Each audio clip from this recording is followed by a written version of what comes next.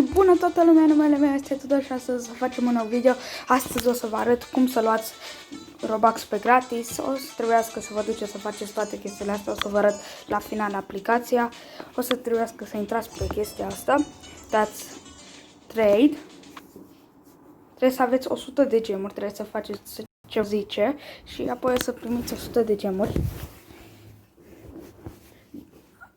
25 de gemuri, mai primești câteodată 50 și uitați, vedeți, e linkul ăsta, dați pe butonul ăsta, vedeți, trebuie să aveți doar 100 de robine ca să puteți lua un Robux.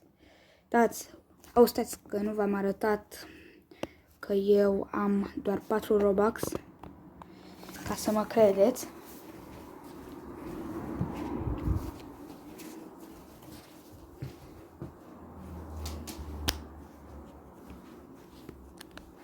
Și astăzi, da, o să filmez cu camera.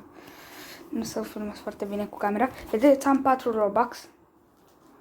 Și acum, dacă eu mă duc și intru pe aplicația aia și intru pe Google ca să caut, să-mi pun chestia asta, să-mi iau Robux, și voi trebuie să vă scrieți numele de pe Roblox, să intrați în clubul lor și apoi să dați withdraw ăla, butonul ăla. Și apoi așteptați și zice că ați primit Robux. Și când zice ăla withdraw, uitați, acum când intrați pe Roblox,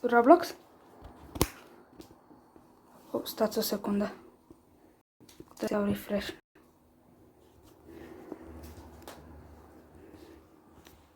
Dați să văd dacă s-a făcut. Cred că nu s-a făcut. Ba, s-a făcut.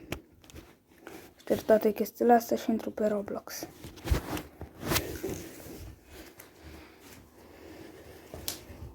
Uitați că eu am 5 Robux. Vedeți? Puteți să-i dați refresh, puteți să cumpărați chestii cu Robux și ăștia. Uitați, mă duc doar să vă arăt că puteți să și cumpărați. Ca să mă credeți.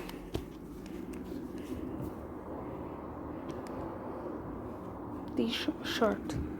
Deci, vă luați un tricou. Eu vreau să-mi iau tricoul ăsta, să caut unul cu 5 Robux. Uitați, Vans hoodie ăsta. Dați buy și wear after buy item. Dați buy item și o să vă apară, doar că eu nu vreau să-mi cheltuiesc Robux și acum. Și cam atât a fost cu acest video. Ne revedem data viitoare. Și acum o să vă arăt. Am uitat, nu trebuia să zic acum intru. Acum trebuie să vă arăt aplicația. Nu Game Launcher-ului. Nu asta. Puteți să vă aplicați Total Play Jetpack Chicken, Free Roblox Load 2020, Strong Pixel, Pin Puller și cam atât. Astea sunt aplicații care le puteți lua Robux. Și cam atât a fost cu acest video. Ne revedem data viitoare. Pa! Să nu uitați de un like și un subscribe.